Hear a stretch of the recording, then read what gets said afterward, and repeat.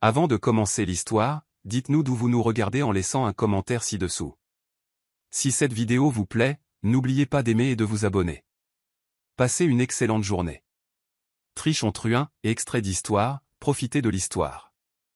Elliot était assis seul dans son bureau de penthouse, regardant la ligne d'horizon de la ville tandis que le crépuscule peignait l'horizon dans des nuances d'ambre et d'or. À 48 ans, Elliot avait bâti Apex Innovation, d'une start-up de garage à un empire technologique valant des milliards, mais sa vie personnelle restait une toile vide. Les journaux financiers l'appelaient le titan reclus, un surnom qui lui convenait parfaitement.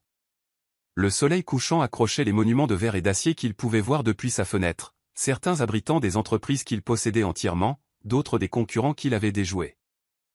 Son reflet le fixait, cheveux poivre et sel encore épais malgré le stress de la construction de l'empire, yeux ambrés vifs derrière des lunettes de créateur, visage beau mais gravé par la solitude.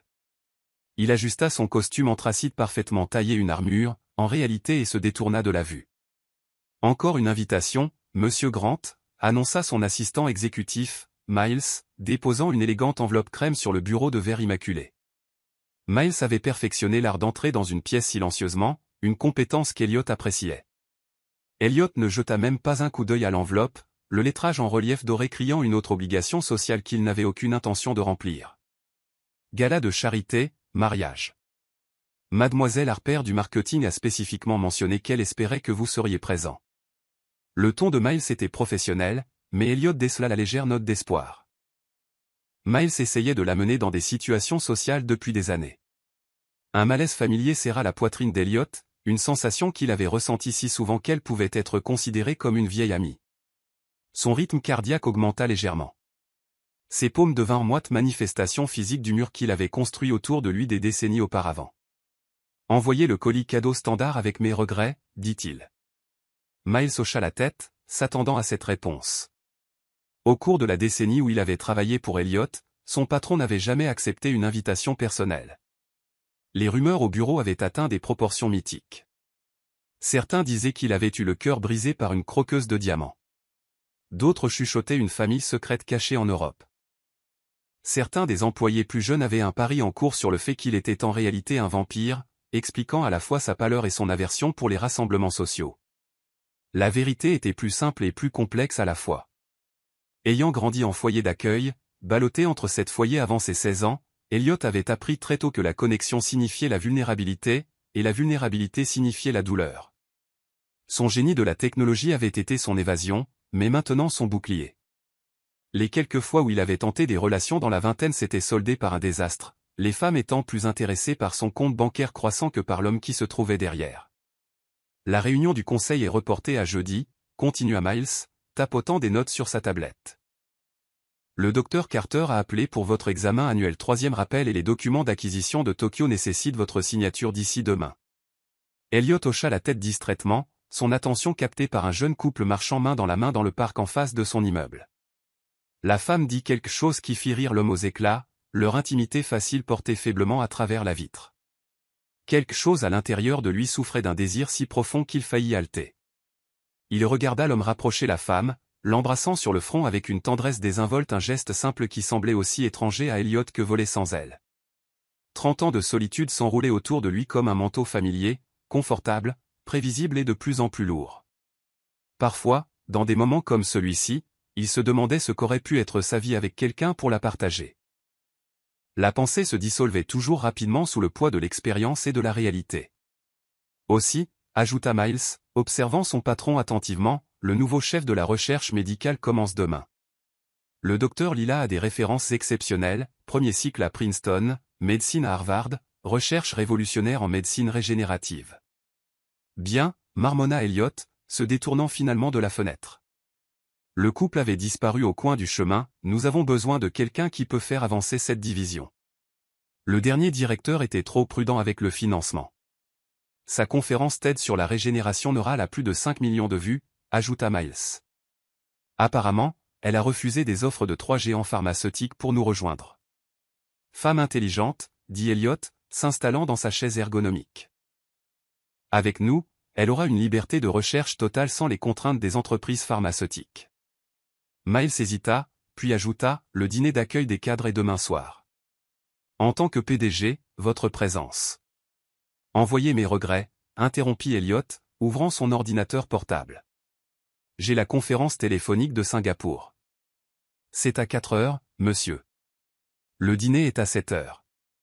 Elliot lança à Miles un regard qui avait fait fuir les adversaires du conseil d'administration. Je devrais me préparer pour les questions du marché asiatique. Envoyez mes regrets. Miles hocha la tête, reconnaissant sa défaite. Oui, monsieur Grant. Tandis que Miles sortait discrètement, Elliot revint à la vue de la ville, l'horloge numérique sur son bureau marquant un autre jour dans son isolement auto-imposé.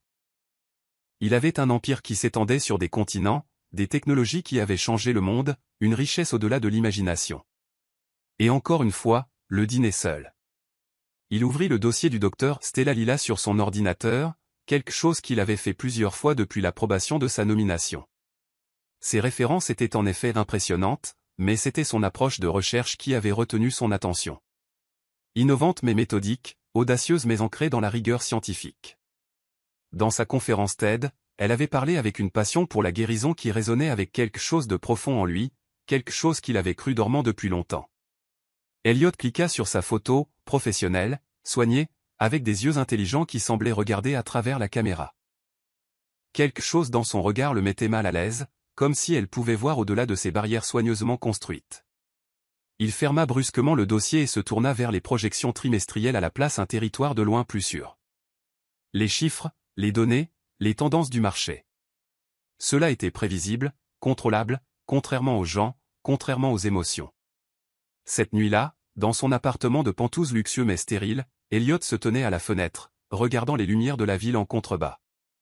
De cette hauteur, les gens n'étaient que de minuscules taches se déplaçant à travers leurs vies interconnectées. Il s'était fait à l'idée d'observer, plutôt que de participer à cette danse de la connexion humaine du moins, le croyait-il. Il ne savait pas que le docteur Stella Lila pousserait bien plus que sa division médicale en territoire inconnu.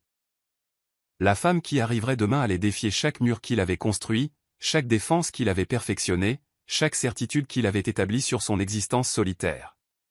Pour la première fois depuis des décennies, Elliot était sur le point de faire face à quelque chose que son esprit brillant ne pouvait pas contrôler, élaborer de stratégies ou fuir, son propre cœur.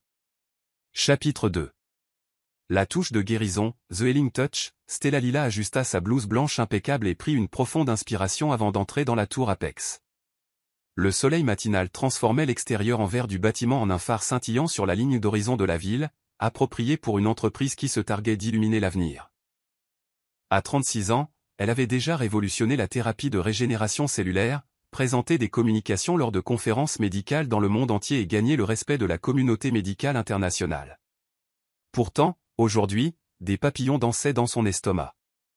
Elle lissa ses mains sur sa robe bleu marine ajustée sous la blouse de laboratoire, le tissu coûteux mais discret, tout comme la femme elle-même.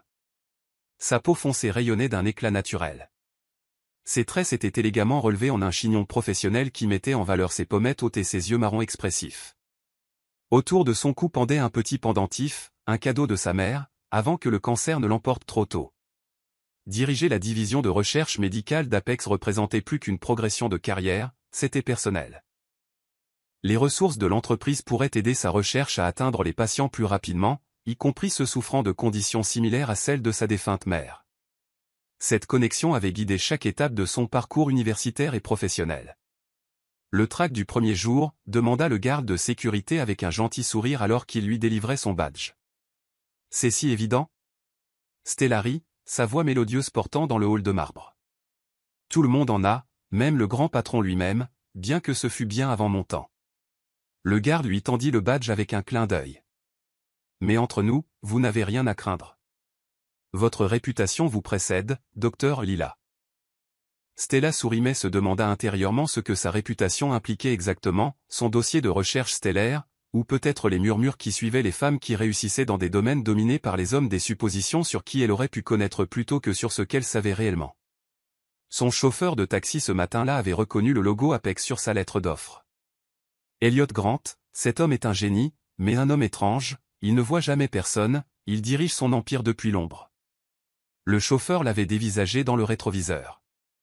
Ils disent qu'il interviewe les gens par vidéo, mais qu'il ne sera même pas dans la même pièce. C'est vrai, je n'ai jamais eu d'entretien avec lui directement, avait répondu Stella, ce qui ne fit que confirmer les théories du chauffeur sur le milliardaire excentrique. Maintenant, montant dans l'ascenseur jusqu'à l'étage exécutif pour son orientation, Stella se demandait quel genre d'homme serait son nouvel employeur. Les milliardaires excentriques n'étaient pas exactement réputés pour leurs compétences interpersonnelles. Seraient-ils comme les cadres pharmaceutiques qui voyaient les percées médicales uniquement sous l'angle des marges bénéficiaires? Ou peut-être une figure de pro absente qui lui donnerait carte blanche. Les portes de l'ascenseur s'ouvrirent pour révéler une zone de réception élégante où une femme posée attendait. Docteur Lila, bienvenue chez Apex.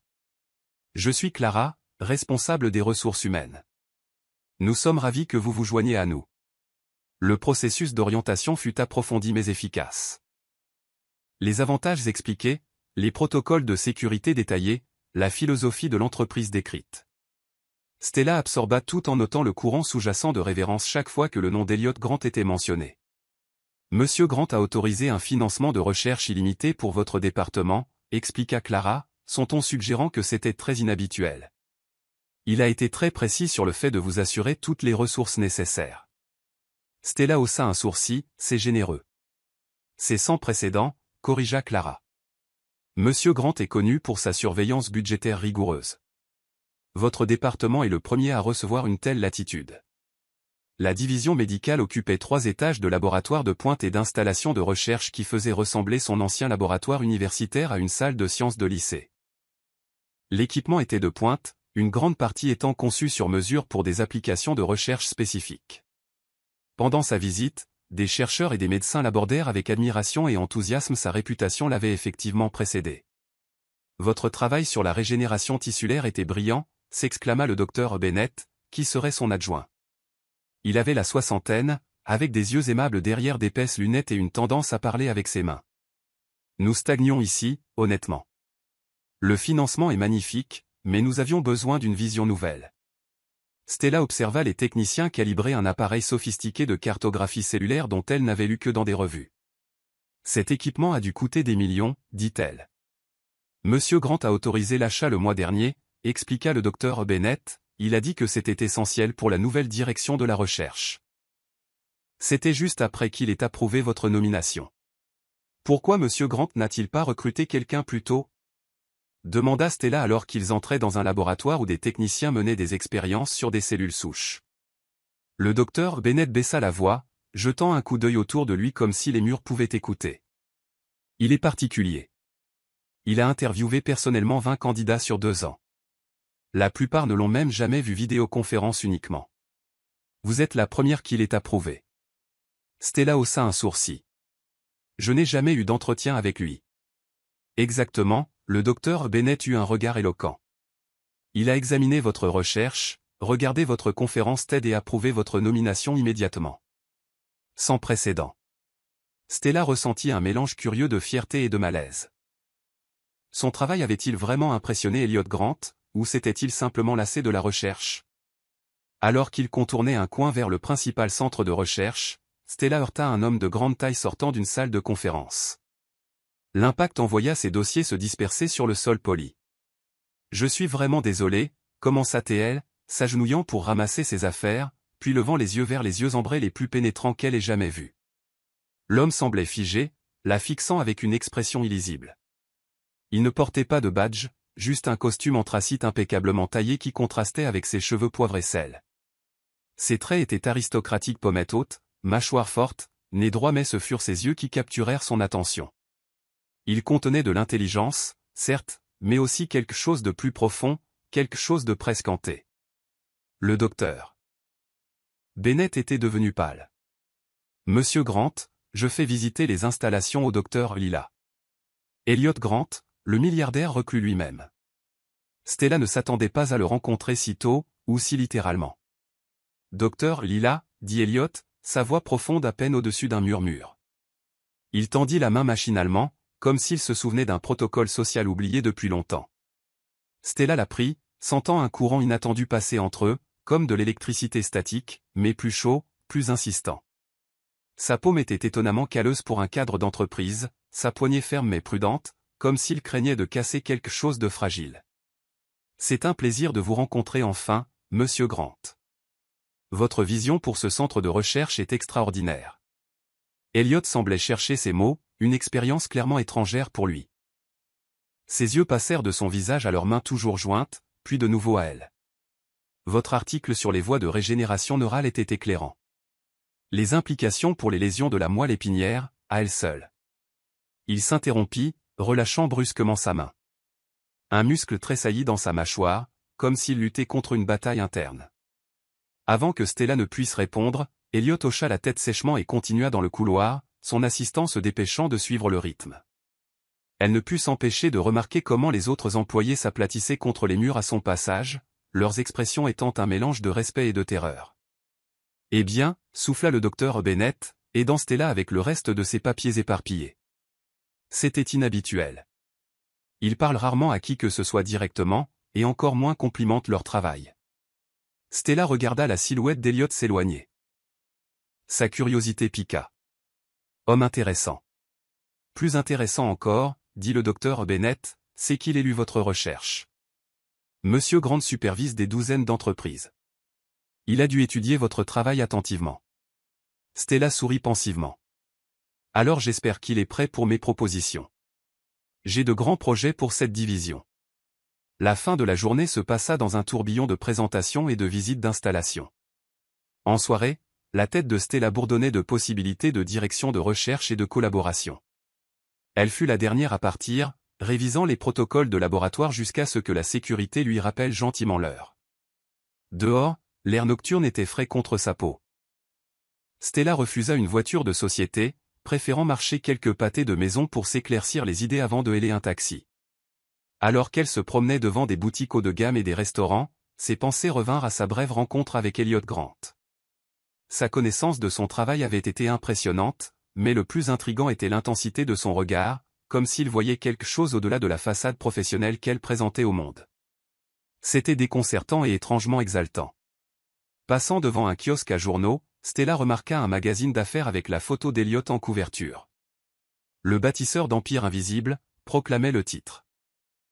L'image le montrait lors d'une conférence technologique, l'expression distante, les yeux gardés rien à voir avec la vulnérabilité momentanée qu'elle avait. Elle ne pouvait pas savoir qu'Elliot Grant n'avait pas seulement lu ses articles, mais avait suivi sa carrière pendant des années, attiré par son esprit brillant bien avant d'avoir vu son visage. Elle ne pouvait pas non plus deviner à quel point leur brève rencontre avait affecté le milliardaire solitaire qui, à ce moment précis, était assis dans son bureau, le cœur battant comme celui d'un adolescent, se demandant pourquoi, après 30 ans d'indifférence pratiquée, il se souciait soudain de ce que quelqu'un d'autre pensait de lui. Chapitre 3. Course de collision-course, 3 semaines après le début de son mandat chez Apex, Stella avait déjà transformé l'atmosphère du département de recherche.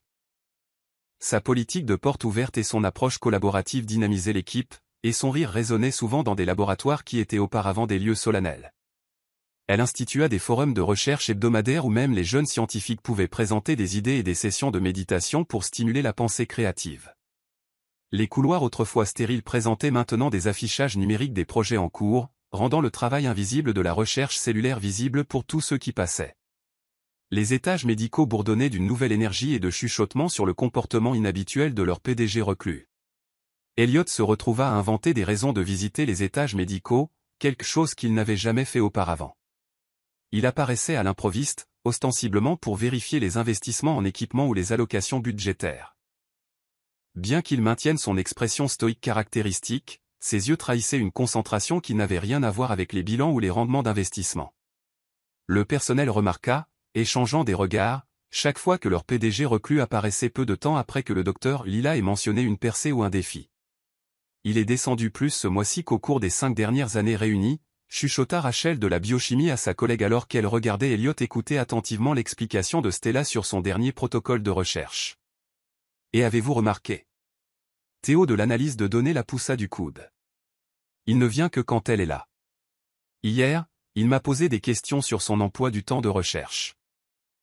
Elliot Grant, demandant l'emploi du temps de quelqu'un d'autre, l'homme qui avait autrefois passé 3 semaines sans parler à personne, sauf à son assistant. Stella resta inconsciente des commérages du bureau, se concentrant entièrement sur son travail. Quand Elliot apparaissait lors de ses présentations, posant des questions incisives qui révélaient sa profonde compréhension de sa recherche, elle ne voyait qu'un PDG dévoué avec un impressionnant bagage scientifique. Ces questions mettaient au défi sa réflexion, la poussant à affiner des approches qu'elle aurait pu autrement négliger.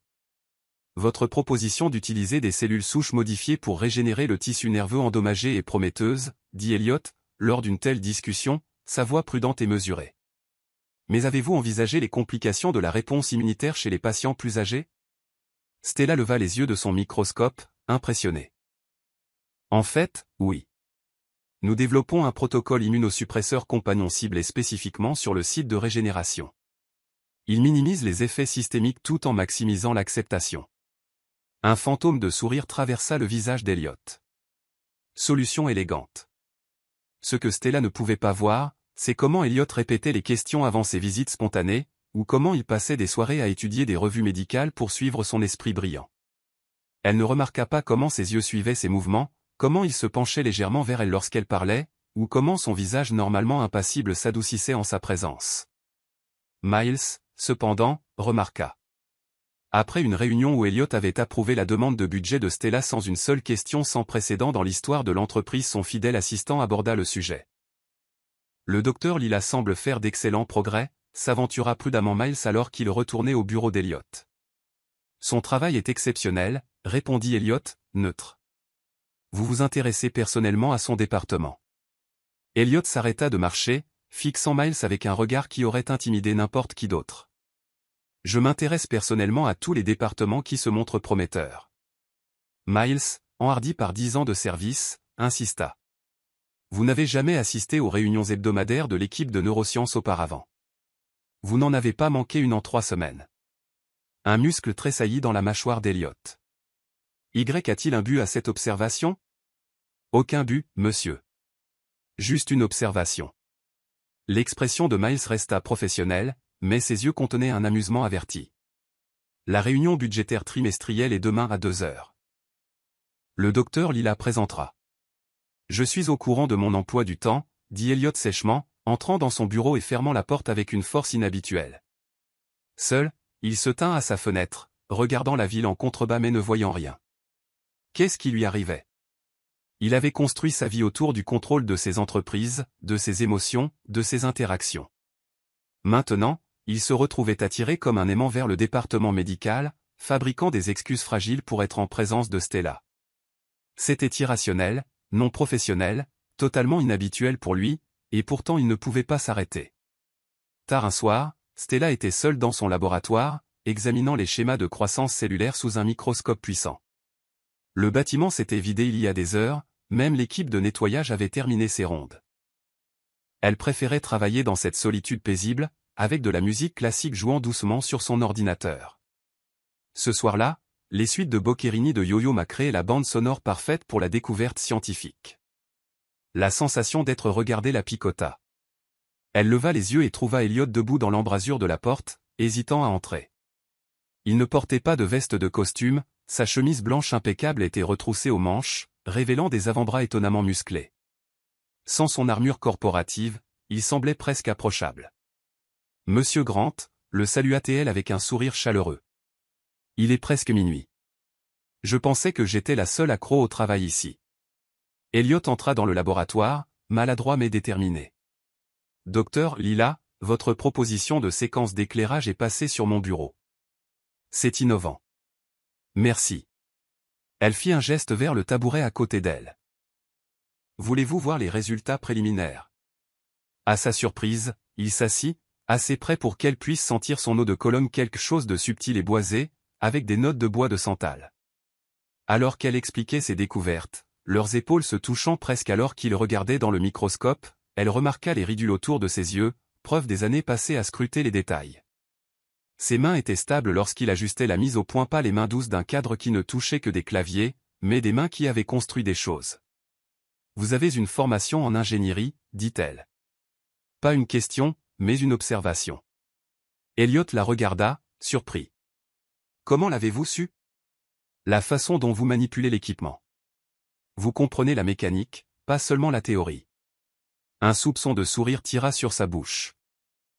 J'ai construit moi-même les prototypes de ma première entreprise. Je ne pouvais pas me permettre d'embaucher des ingénieurs. L'homme autodidacte n'est pas seulement un cliché dans votre cas. Non. Leurs mains se frôlèrent alors qu'elle ajustait la mise au point fine du microscope, et Elliot recula comme s'il était brûlé. « Tout va bien ?» demanda-t-elle, remarquant que sa respiration s'était accélérée. « Bien », répondit-il sèchement, l'ouverture momentanée s'évanouissant. « Je viens de me souvenir d'un autre engagement. » Il se leva brusquement et se dirigea vers la porte, puis s'arrêta sans se retourner. « Votre travail est exceptionnel, docteur Lila. Quelles que soient les ressources dont vous avez besoin, elles sont à vous. » Avant qu'elle ne puisse le remercier, il était parti, ne laissant derrière lui que le parfum persistant de son eau de Cologne et un mélange confus d'émotions. Stella fixa la porte, perplexe par son changement brusque de collègue engagé à cadre distant en l'espace de quelques secondes. Le lendemain, le budget de Stella fut doublé sans explication. Une nouvelle assistante arriva avec le message que « Monsieur Grant pense que votre calendrier de recherche peut être accéléré avec du personnel supplémentaire. » Ce qu'elle ne pouvait pas voir, c'était Elliot dans son bureau après, faisant les 100 pas comme un tigre en cage, tandis que Miles le regardait avec étonnement. « Je n'arrive pas à me concentrer », murmura Elliot, passant une main dans ses cheveux habituellement impeccables. « C'est ridicule. J'agis comme un adolescent. » Miles n'avait jamais vu son patron aussi défait. « Peut-être devriez-vous simplement inviter le docteur Lila à dîner. » Elliot s'arrêta en pleine foulée. « Ne sois pas absurde. Elle est brillante, accomplie, belle, et...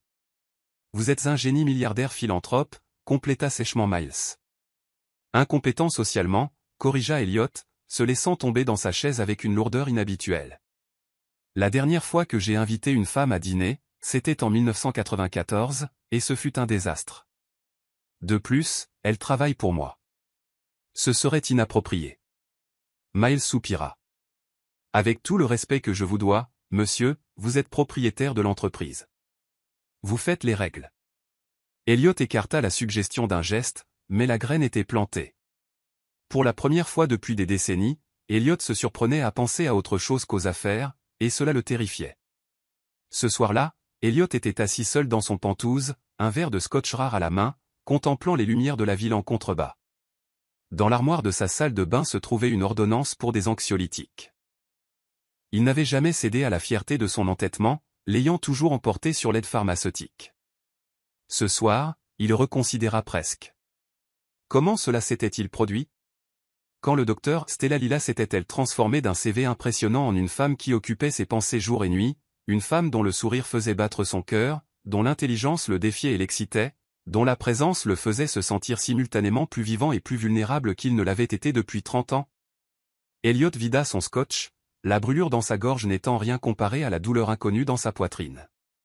Il avait 48 ans, bon sang trop vieux pour l'engouement, trop ancré dans ses habitudes pour la connexion, trop brisé pour l'amour.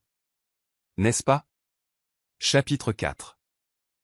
L'alliance inattendue, The Unexpected Alliance, le gala trimestriel des investisseurs arriva à un événement qu'Elliot évitait généralement, envoyant Miles à sa place avec des instructions strictes de ne rien dire de substantiel et de partir tôt. Cette fois, cependant, il fit une annonce sans précédent, il y assisterait. Les cadres d'Apex furent choqués. Le marketing se bouscula pour capitaliser sur la rare apparition publique de leur leader énigmatique. Les protocoles de sécurité furent doublés. Le lieu, un élégant musée d'art transformé pour la soirée en vitrine des innovations d'Apex, bourdonnait de spéculations sur le changement d'avis soudain du PDG. Peut-être qu'il est en train de mourir, théorisa le directeur financier à voix basse auprès du PDG, faisant amende honorable, montrant son visage avant la fin. Ne sois pas morbide, répondit le PDG. Peut-être que le conseil a finalement forcé sa main. Ce que personne ne savait, c'est qu'Elliot avait appris que Stella présenterait sa recherche à des investisseurs médicaux potentiels. Il se dit qu'il soutenait simplement un atout précieux de l'entreprise, que sa présence prêterait de la crédibilité à son travail révolutionnaire. Les 3 heures qu'il passa avec son styliste personnel à sélectionner le tuxedo parfait ne signifiaient rien. Le fait qu'il ait fait venir son barbier à son penthouse cet après-midi-là n'était qu'une coïncidence. La grande salle de bal bourdonna de spéculations lorsqu'Elliot entra, attirant l'attention dans son tuxedo sur mesure, malgré son inconfort évident avec la foule. Il hocha la tête machinalement lors des présentations, ses yeux balayant la pièce jusqu'à ce qu'il la repère. Stella se tenait près des expositions de recherche, resplendissante dans une robe bleu nuit qui complétait sa peau brune riche. Ses cheveux étaient relevés pour révéler des épaules élégantes, ornées d'un simple pendentif en diamant. Elle était entourée d'investisseurs fascinés, expliquant son travail avec des gestes passionnés qui faisaient briller les perles à son poignet. Elliot sentit une vague de jalousie soudaine et irrationnelle envers le capital risqueur aux cheveux gris penché trop près d'elle, sa main touchant occasionnellement son bras pour insister. L'intérêt de l'homme semblait divisé entre la recherche révolutionnaire de Stella et sa silhouette dans la robe moulante. Avant qu'il ne puisse se raviser, Elliot se dirigeait vers elle, un verre d'eau pétillante à la main. « Docteur Lila » interrompit-il, s'approchant de leur cercle. « Je suis heureux que vous puissiez présenter votre travail révolutionnaire ce soir. » Les investisseurs se redressèrent immédiatement, conscients de l'attention de qui était maintenant concentrée sur le projet. La main du capital risqueur se retira du bras de Stella. Les yeux de Stella s'écarquillèrent de surprise sincère. « Monsieur Grant, je ne m'attendais pas à vous. J'étais juste en train d'expliquer comment notre protocole de régénération neurale est prometteur pour les lésions de la moelle épinière. Peut-être pourriez-vous me donner un aperçu privé, suggéra Elliot, se surprenant par son audace. J'ai quelques questions sur les calendriers d'application. Alors qu'il s'éloignait du groupe, Stella chuchota, merci pour le sauvetage. Ce monsieur était plus intéressé par mon décolleté que par ma recherche. Elliot se tendit, une fureur protectrice montant en lui qui se sentait étrange mais juste. C'est complètement inacceptable. Je peux le faire retirer. Pas besoin, Stella rit doucement, le son envoyant une chaleur inexplicable dans la poitrine d'Elliot. J'ai géré pire dans le milieu universitaire, mais j'apprécie d'avoir un collègue qui valorise le travail lui-même. Collègue, le mot à la fois le soulagea et le déçut. Ils trouvèrent un coin tranquille près d'une exposition présentant les technologies médicales d'Apex. Un hologramme interactif affichait les voies neuronales, la lumière bleue projetant une lueur éthérée sur les traits de Stella. Pour la première fois, Elliot se sentit à l'aise dans un contexte social alors qu'il discutait de sa recherche, les détails techniques fournissant un territoire sur qui céda progressivement à une conversation plus personnelle. Lorsque Stella mentionna un lien personnel avec son travail, la mort de sa mère d'une maladie dégénérative qui aurait pu être traitable avec les thérapies régénératives d'aujourd'hui, Elliot la surprit en partageant que son propre père adoptif avait souffert de la même maladie. Est-ce la raison pour laquelle Apex investit si massivement dans la recherche médicale, demanda-t-elle, étudiant son visage avec une nouvelle compréhension. Elliot hocha la tête, faisant tourbillonner son verre d'eau distraitement. Bien que je ne l'ai jamais dit à personne. Leurs yeux se rencontrèrent, et un moment de compréhension passa entre eux. Le reste du gala s'évanouit alors qu'ils parlaient de plus que de médecine, des livres qu'ils avaient lus, des endroits où ils avaient voyagé, de la musique qu'ils aimaient. Elliot se retrouva à rire sincèrement pour ce qui lui semblait être la première fois depuis des années, lorsque Stella décrivit sa tentative désastreuse d'apprendre à skier. « Je passe plus de temps à l'horizontale qu'à la verticale », admit-elle, les yeux pétillants de joie. « Mon moniteur a dit que j'étais la première personne qu'il ait jamais vu réussir à glisser en arrière en montant une colline. »« Je n'arrive pas à vous imaginer échouer à quoi que ce soit, » dit Elliot, les mots émergeant avant qu'il ne puisse les censurer. Le sourire de Stella s'adoucit. C'est le problème avec le génie. Les gens oublient que vous êtes humain. J'échoue de manière spectaculaire à beaucoup de choses. Le ski, la pâtisserie, garder des plantes d'intérieur en vie plus de 2 semaines. Pourtant, vous pouvez faire repousser du tissu humain.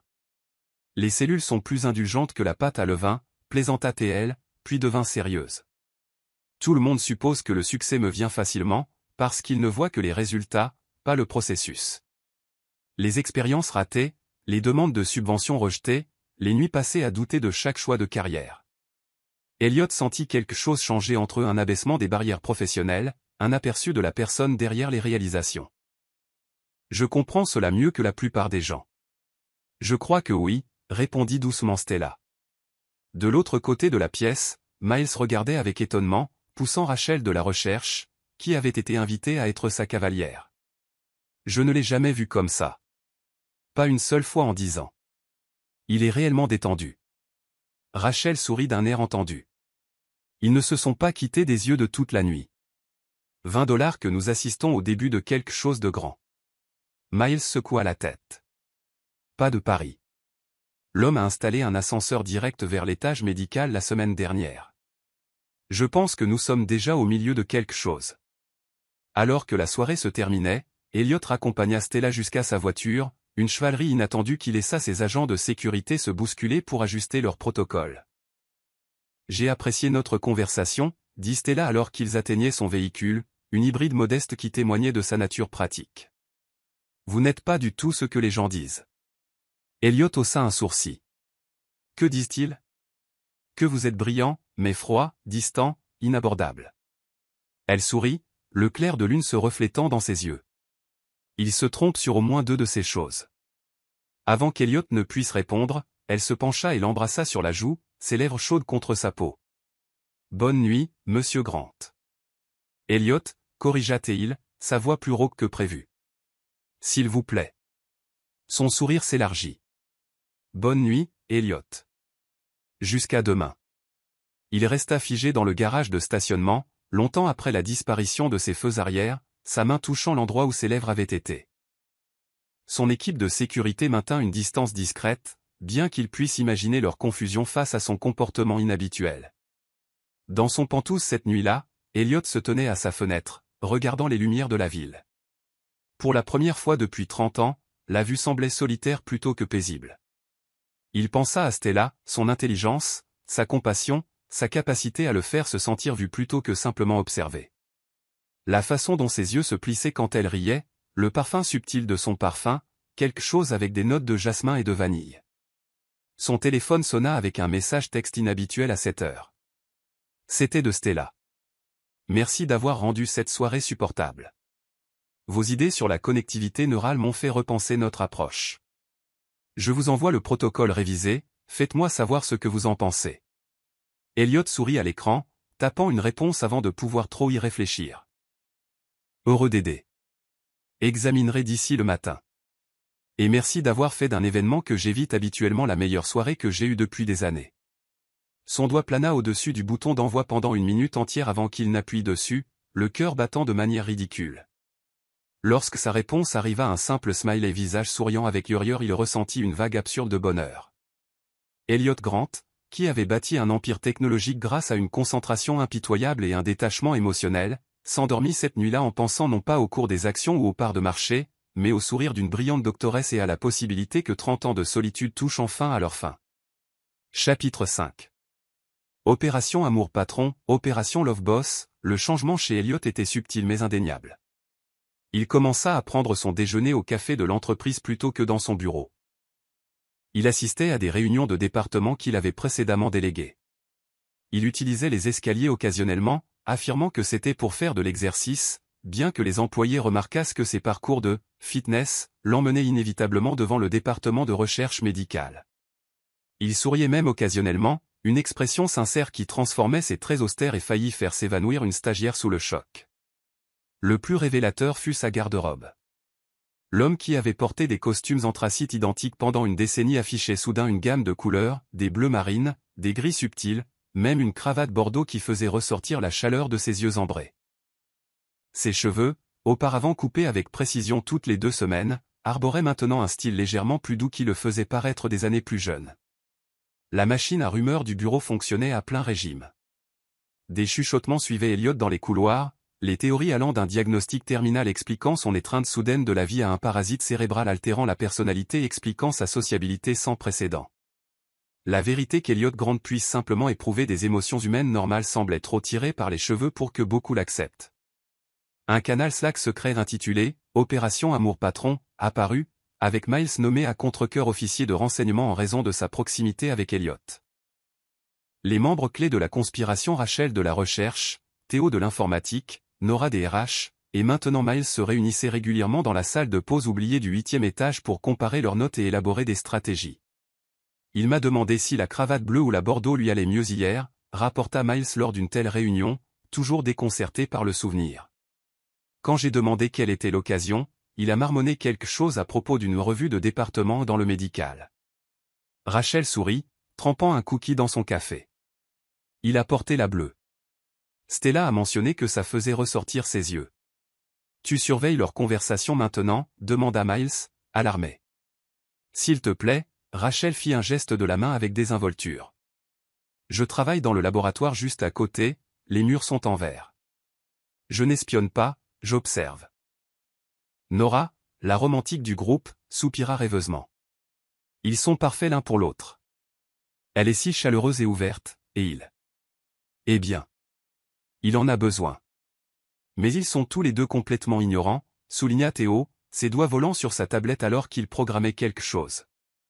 Le patron la regarde comme si elle avait suspendu la lune, mais se referme dès qu'elle s'approche trop. Et elle pense qu'il n'est qu'un PDG de soutien. C'est là que nous intervenons, déclara Nora, se penchant en avant de manière conspiratrice.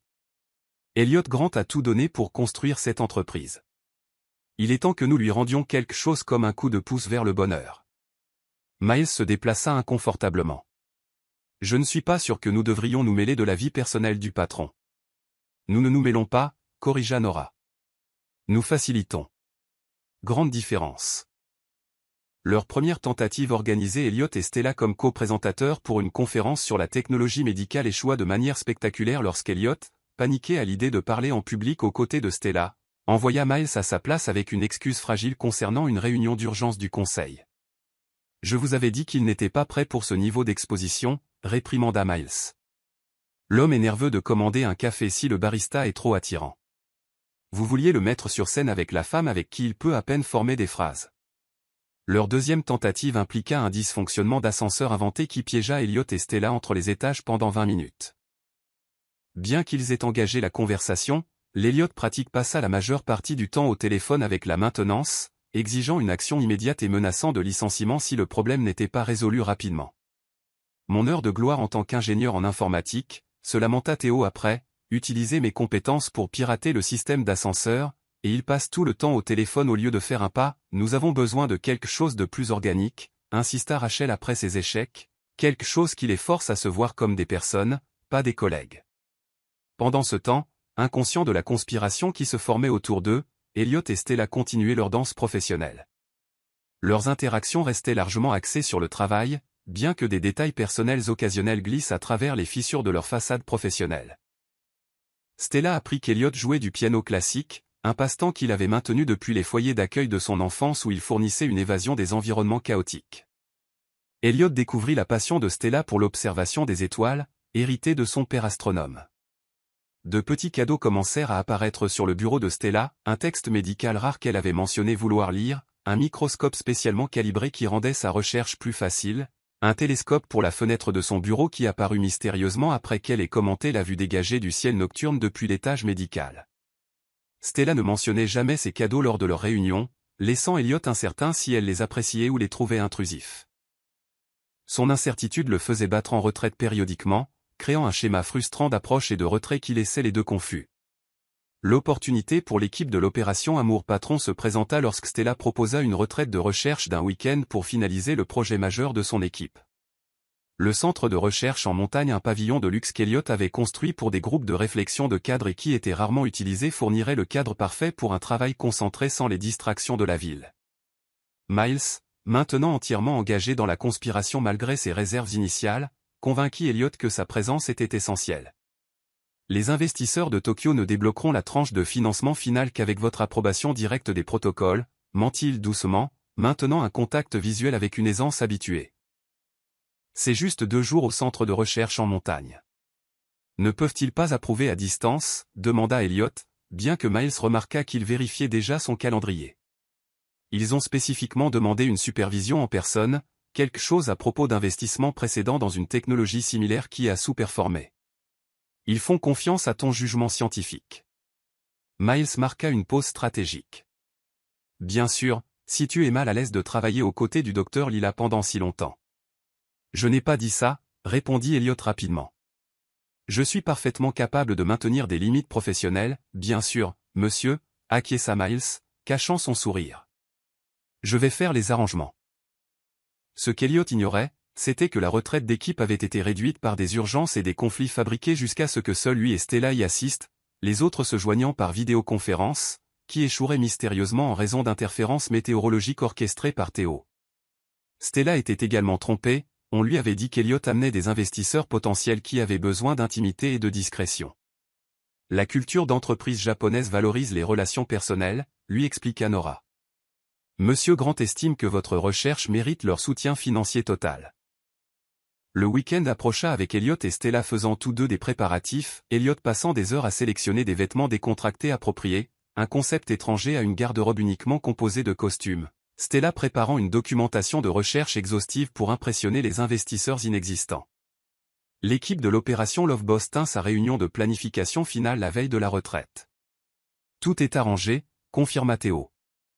Internet tombera mystérieusement en panne vendredi soir. La réception cellulaire sera au mieux irrégulière.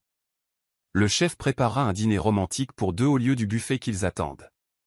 Et j'ai programmé les cheminées pour qu'elles s'allument automatiquement au coucher du soleil, car rien n'évoque le romantisme comme la lumière du feu. La cave à vin est remplie de millésimes spécifiquement sélectionnés pour s'harmoniser avec leur dîner, ajouta Rachel. Et je me suis assuré que la musique préférée de Stella est la seule option sur le système audio. Soit ça va vraiment marcher, soit on va tous se faire virer, observa Miles sèchement. Nora sourit avec assurance. Croyez-moi, ils ont juste besoin du bon environnement. Le reste se fera tout seul. Aucun d'eux ne pouvait prédire à quel point leur plan se révélerait exact et erroné.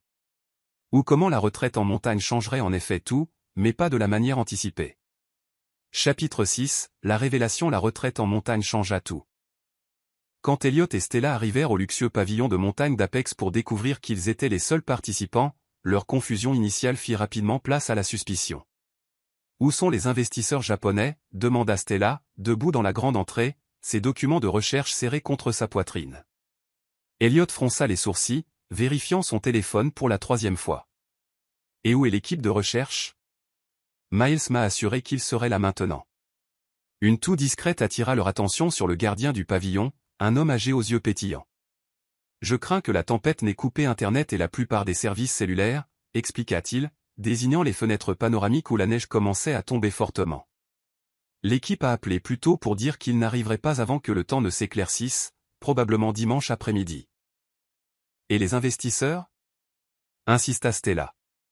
Le gardien sembla confus. Aucun autre invité n'est attendu ce week-end, Dr Lila.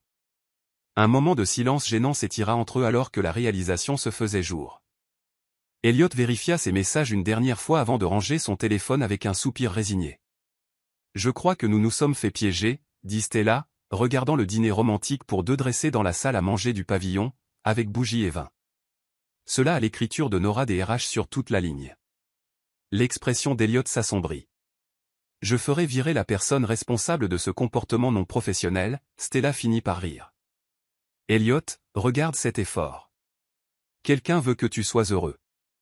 Ce n'est pas un motif de renvoi. C'était la première fois qu'elle utilisait son prénom sans la formalité d'un contexte professionnel, et le son de celui-ci arrêta sa tirade instantanément. Quelque chose dans sa familiarité facile le désarma complètement. Elle prit la bouteille de vin, examinant l'étiquette. Bordeaux 2005, excellent millésime. Ce serait dommage de le gaspiller, tu ne crois pas? Et je ne sais pas pour toi, mais je meurs de faim après ce trajet. Elliot la fixa, puis le décor romantique, et finalement rit un son véritable, sans retenue, qui transforma son visage. La rare expression lui ôta des années, révélant des faussettes qu'elle n'avait jamais remarquées auparavant. Je crois que nous avons été déjoués, Dr Lila. Elle sourit, versant 2 verres de vin. Stella. Si nous dînons ensemble, tu devrais m'appeler Stella. Stella, répéta-t-il, comme pour tester la sensation du nom sur sa langue. Ça te va bien lumineuse, extraordinaire, leurs regards se croisèrent à la lueur des bougies, et pour une fois, Elliot ne détourna pas les yeux. Le repas élaboré, clairement préparé avec des intentions romantiques, servit de brise-glace naturelle. Alors qu'ils savouraient chaque plat, leur conversation coula plus facilement qu'aucun d'eux ne l'avait anticipé.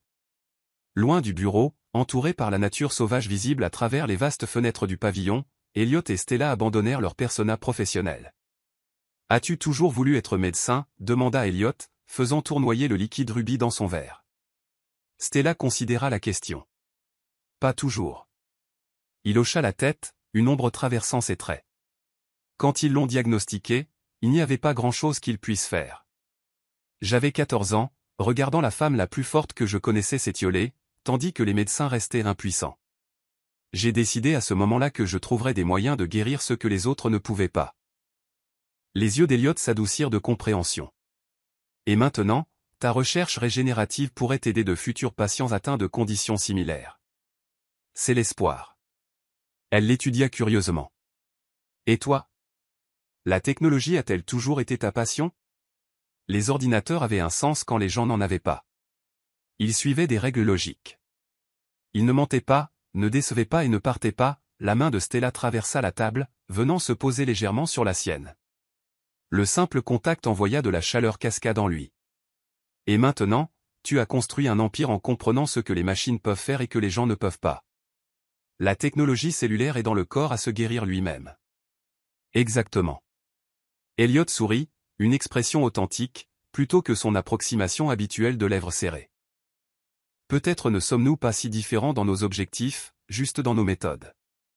Après le dîner, ils se déplacèrent vers la grande salle du pavillon, où un feu crépitait de manière invitante dans la massive cheminée en pierre. Dehors, la neige continuait de tomber, transformant le flanc de la montagne en un pays des merveilles privées qui les isolait davantage du monde extérieur.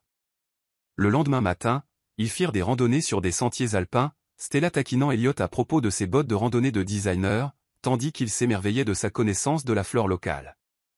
Malgré sa réticence initiale, Elliot se retrouva à apprécier l'effort physique et le commentaire enthousiaste de Stella sur l'écosystème autour d'eux. Ces fleurs sauvages ne fleurissent que 2 semaines par an, expliqua-t-elle, s'agenouillant près d'une parcelle de fleurs bleues vibrantes. N'est-ce pas incroyable? Toute cette préparation pour un moment de beauté si bref. Elliot regarda son visage, animé par l'émerveillement, et sentit quelque chose bouger en lui, comme si une porte longtemps verrouillée s'était soudainement ouverte. Certaines choses valent la peine d'attendre, dit-il doucement. Le soir, ils s'assirent devant la cheminée du pavillon, leurs recherches oubliées alors que la conversation passait des rêves d'enfance aux espoirs futurs. Elliot se retrouva à partager des histoires qu'il n'avait racontées à personne, sur les foyers d'accueil, à la fois cruels et gentils, sur le codage de son premier programme à 12 ans, utilisant un ordinateur emprunté, sur la solitude du succès. « Pourquoi es-tu resté seul toutes ces années » demanda Stella doucement, recroquevillée dans un fauteuil en face de lui, la lumière du feu dansant sur ses traits. « Je pensais qu'elle m'aimait. » Il s'est avéré qu'elle aimait davantage l'idée d'être la femme d'un milliardaire. Que s'est-il passé? Je l'ai surprise au téléphone avec sa sœur, complotant pour verrouiller l'affaire avant que je ne reprenne mes esprits. Elle avait déjà planifié comment dépenser mon argent. Anticipant l'après-divorce. Son rire ne contenait aucun humour. J'ai appris ma leçon, c'est plus facile d'être seul que de s'interroger sur les motifs. L'expression de Stella ne contenait aucune pitié, seulement de la compréhension. Les gens sont souvent attirés par la richesse et le pouvoir, c'est la nature humaine. Est-ce pour ça que tu es ici? La question lui échappa avant qu'il ne puisse l'arrêter, sa peur la plus profonde exposée. Plutôt que d'être offensée, Stella sourit doucement. Je suis ici parce que ma recherche peut aider les gens, parce que les ressources d'Apex peuvent transformer des traitements théoriques en guérison réelle. Et je suis assise ici avec toi parce que je n'ai jamais rencontré quelqu'un qui comprenne à la fois la science et la raison derrière elle si complètement. Son honnêteté le désarma. Quand elle se déplaça pour s'asseoir à côté de lui sur le canapé, la chaleur de sa proximité franchit des barrières qu'il avait maintenues pendant des décennies. Je ne suis pas doué pour ça, admit-il, sa voix rauque d'émotion. Les connexions, les gens. Tu mérites quelqu'un qui l'est. Stella prit sa main dans la sienne. J'ai fréquenté des hommes doués pour ça, des hommes charmants qui disaient toutes les bonnes choses et ne ressentaient rien sous les mots. Je préfère la sincérité, même quand elle est maladroite. Quand elle se pencha vers lui, Elliot la rencontra à mi-chemin. Leur premier baiser fut hésitant, interrogateur. Le second répondit avec certitude. Plus tard, alors que le clair de lune filtrait à travers les fenêtres de la montagne, Elliot et Stella se découvrirent avec l'émerveillement d'explorateurs cartographiant des territoires inconnus. Pour un homme qui s'était refusé la connexion humaine pendant si longtemps, chaque toucher était une révélation. La douceur de sa peau sous ses doigts calleux, le son de son souffle se coupant alors qu'il traçait des motifs le long de sa colonne vertébrale, la façon dont elle murmurait son nom comme une prière. Pour Stella, qui avait priorisé sa carrière sur les relations, trouver à la fois une résonance intellectuelle et émotionnelle chez une seule personne semblait miraculeux. L'attention prudente d'Elliot à ses réponses, son exploration respectueuse de son corps, ses confessions murmurées de désir. Tout révélait une passion qu'elle n'aurait jamais attendue de l'exécutif réservé. Dans le calme qui s'ensuivit, Elliot regarda Stella dormir à côté de lui, croyant à peine qu'elle était réelle. Ses tresses se répandaient sur l'oreiller. Sa main tendait toujours vers lui-même dans son sommeil. Ses lèvres légèrement entr'ouvertes. La vulnérabilité qu'il avait craignée toute sa vie l'avait trouvé quand même, et maintenant qu'elle l'avait fait, il se retrouvait à l'embrasser au lieu de fuir. Le matin ramena la réalité au centre de leurs préoccupations alors qu'ils se préparaient à retourner à la ville. Elliot devint silencieux, distant. Des regrets, demanda Stella directement, le regardant se retirer derrière des murs invisibles. Non, répondit-il immédiatement, rencontrant son regard. Mais des complications? Je suis ton employeur, Stella. Il y a des considérations éthiques, des déséquilibres de pouvoir. Elle l'interrompit d'un baiser. Je suis chef de département avec un portefeuille de subventions de recherche indépendant, valant des millions. Je peux trouver un autre poste demain si nécessaire. Ce n'est pas une question de pouvoir ou de carrière pour moi. De quoi s'agit-il alors? Stella lui toucha le visage, amenant ses yeux à rencontrer les siens. Il s'agit de trouver quelqu'un qui me voit vraiment, et que je vois en retour. N'est-ce pas ce que tout le monde recherche? Elliot la serra dans ses bras, respirant son odeur. J'ai passé 30 ans à ne pas chercher. Maintenant, je ne peux pas imaginer détourner le regard. Quand ils retournèrent à la tour Apex le lundi, ils maintinrent une distance professionnelle en public, mais l'atmosphère changée entre eux était inconfondable. Les yeux d'Elliot suivaient Stella chaque fois qu'elle entrait dans une pièce. Le sourire de Stella contenait une connaissance secrète lorsqu'elle s'adressait à lui en réunion. Les conspirateurs de l'opération Loveboss échangèrent des regards triomphants, mission accomplie. Leur satisfaction, cependant, serait de courte durée.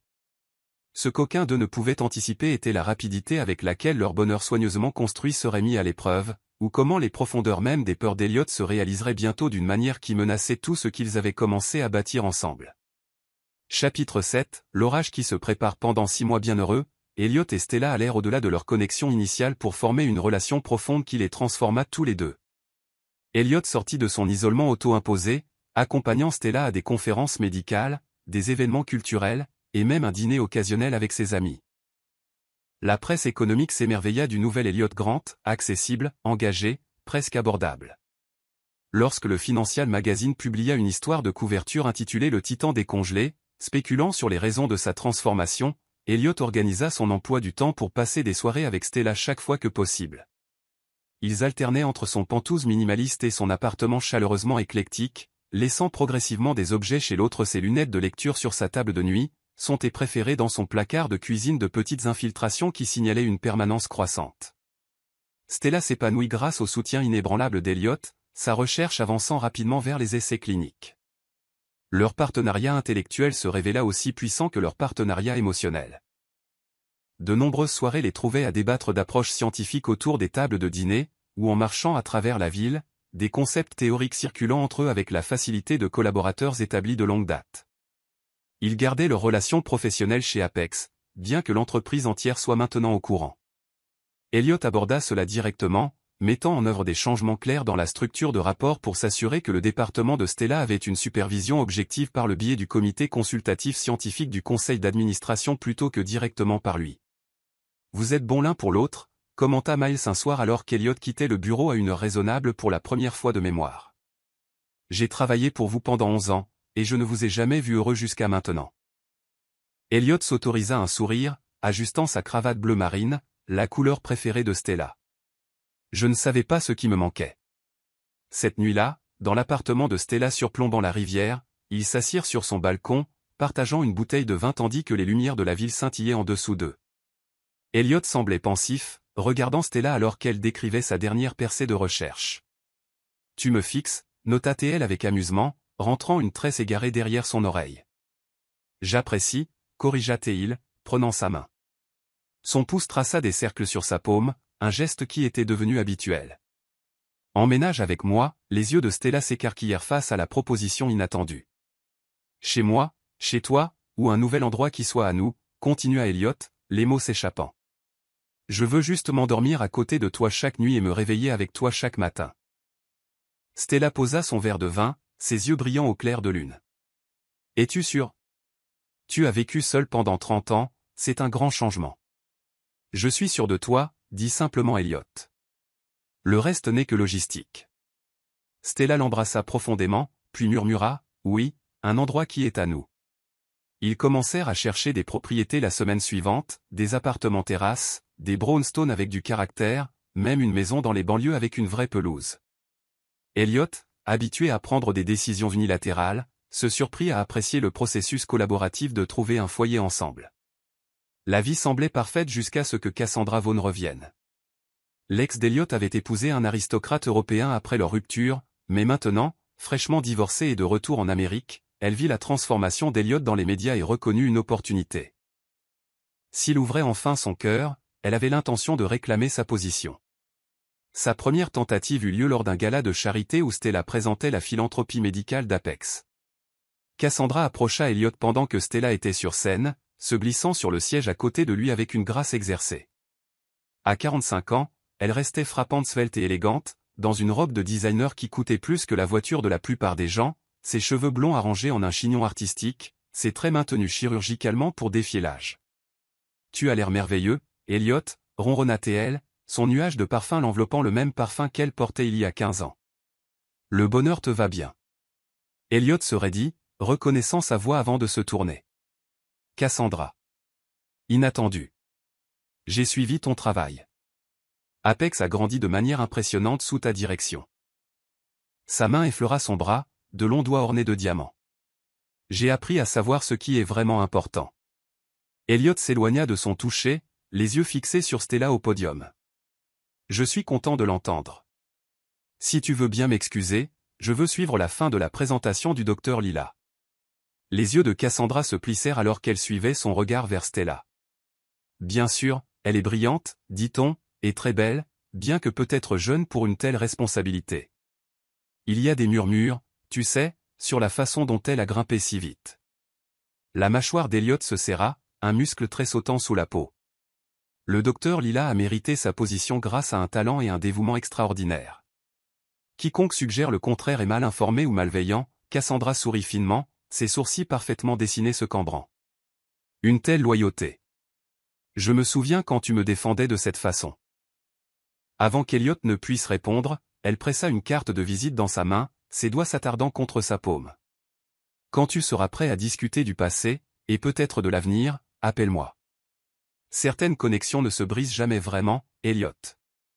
Nous le savons tous les deux. Elliot jeta la carte immédiatement, son malaise momentané remplacé par la fureur face aux insinuations sur Stella, mais le mal était fait. Cassandra avait été photographiée avec lui, et dès le matin, les tabloïds spéculaient sur une romance rallumée entre le milliardaire de la technologie et son ancienne flamme. Stella vit les photos en ligne avant qu'Elliot ne puisse s'expliquer. Bien qu'elle lui fasse entièrement confiance, les images soigneusement inclinées pour suggérer l'intimité agitèrent son insécurité la plus profonde, qu'elle n'était qu'une phase dans la vie d'Elliot, qu'il reviendrait finalement à son genre de femme, quelqu'un sans les complications d'une carrière exigeante, quelqu'un qui pourrait se concentrer entièrement sur le fait d'être Madame Elliot Grant. Ce n'est rien, l'assura Elliot, la trouvant dans son laboratoire tôt le lendemain matin. Cassandra s'est présentée sans y être invitée, je lui ai à peine parlé.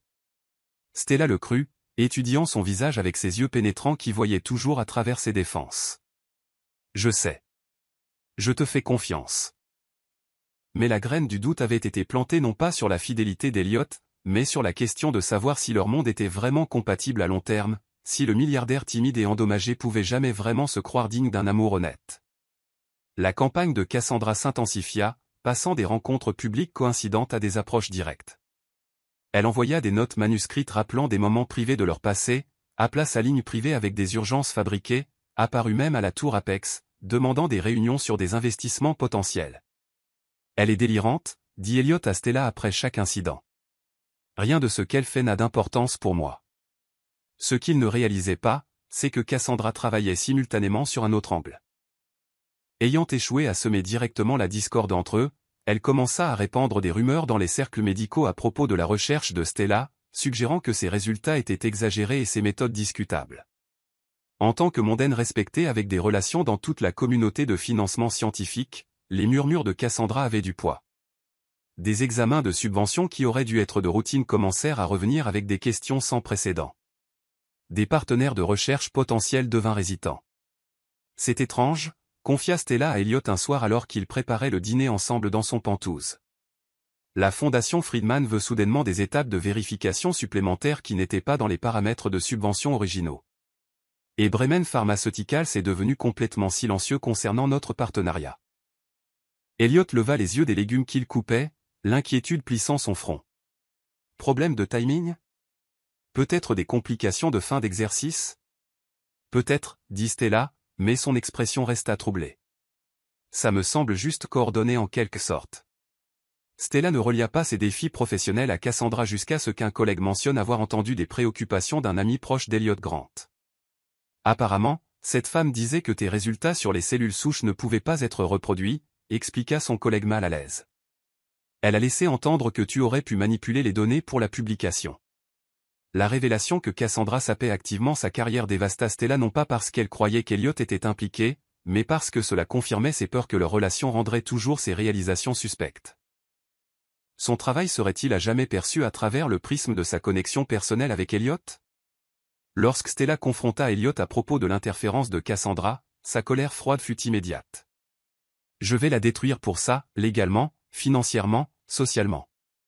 Elle regrettera d'avoir prononcé ton nom. Elliot arpentait le salon de Stella, téléphone déjà en main pour appeler ses avocats. La chaleur facile qu'il avait développée au fil de leurs mois ensemble avait disparu, remplacée par le stratège impitoyable qui avait construit Apex par pure force de volonté. C'est exactement ce que je crains, dit doucement Stella, arrêtant son mouvement avec une main douce sur son bras. Ta défense, même si je t'aime pour ça, ne fait que renforcer la perception que j'ai besoin de ta protection et de ton influence. Que veux-tu que je fasse? Rien, exigea Elliot, une confusion authentique dans les yeux. La laisser attaquer ta réputation sans contestation? J'ai besoin de mener cette bataille moi-même, insista Stella. Mon travail doit reposer sur ses propres mérites, pas sur ta défense. Leur première dispute sérieuse dégénéra alors qu'Elliot luttait pour comprendre pourquoi Stella ne le laissait pas utiliser son pouvoir considérable pour résoudre le problème immédiatement, son besoin de protéger se heurtant à son besoin d'indépendance. Tu ne comprends pas de quoi elle est capable, argumenta Elliot, passant une main dans ses cheveux avec frustration. Elle a des relations dans toute la communauté scientifique. Elle est impitoyable, manipulatrice. Et je suis censée être impuissante face à ça, rétorqua Stella, sa voix montant de manière inhabituelle. J'ai fait face au scepticisme et aux préjugés toute ma carrière, Elliot. J'ai construit ma réputation grâce à une science rigoureuse et à l'intégrité. Si je te laisse mener cette bataille pour moi, je valide tous les murmures selon lesquels j'ai réussi grâce à des relations plutôt qu'au mérite. Il ne s'agit pas de ta capacité, insista Elliot. Il s'agit d'efficacité. Je peux y mettre fin d'un coup de téléphone. Et tout le monde saura que tu as passé cet appel. Chaque réalisation après cela aura un astérisque. L'a-t-elle mérité, ou Elliot Grant lui a-t-il ouvert la voie? Elliot se tut, la vérité de ses mots s'enfonçant. Son désir de la protéger endommageait la chose même qu'elle valorisait le plus, son intégrité professionnelle.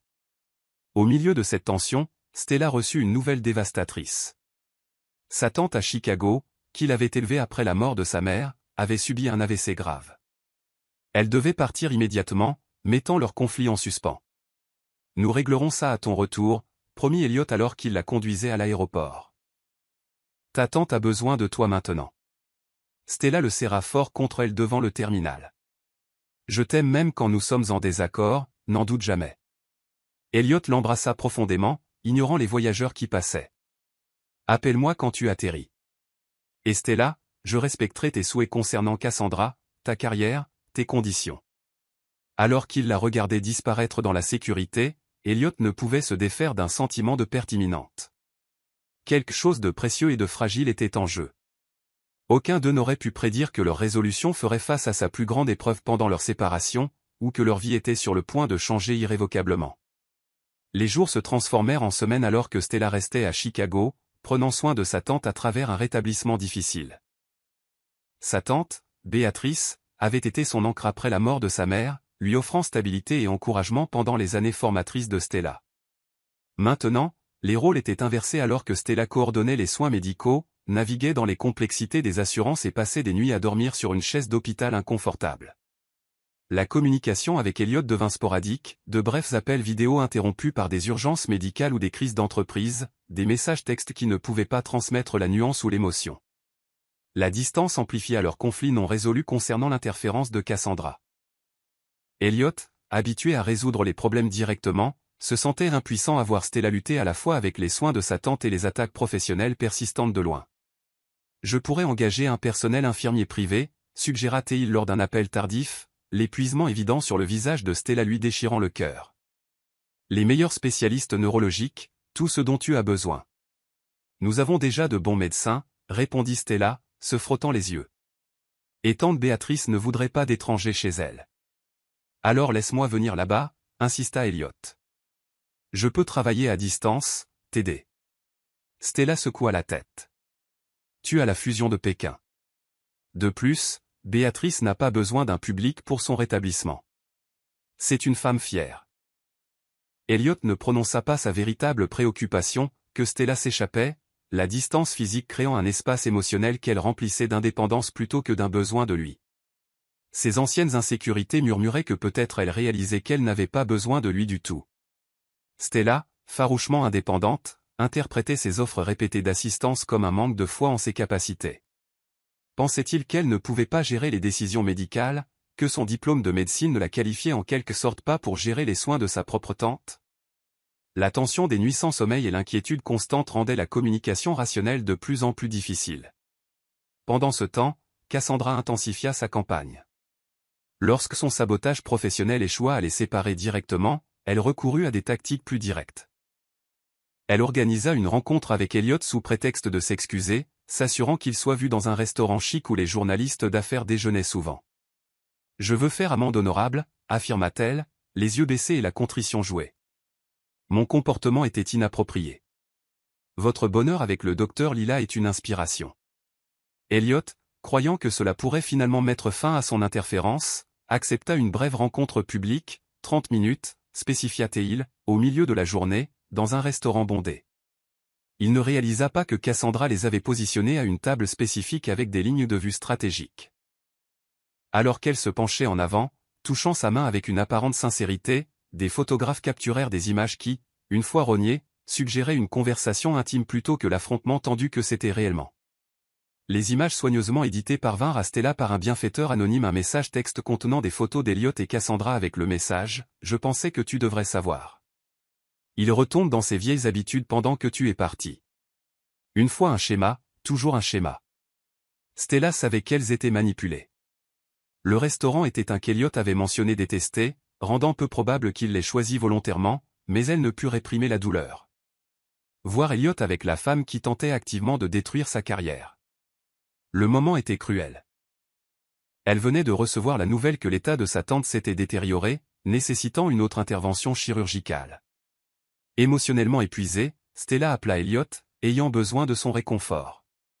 Il était en réunion du conseil d'administration et ne pouvait pas parler. « J'ai besoin de toi », envoya-t-elle par SMS simplement.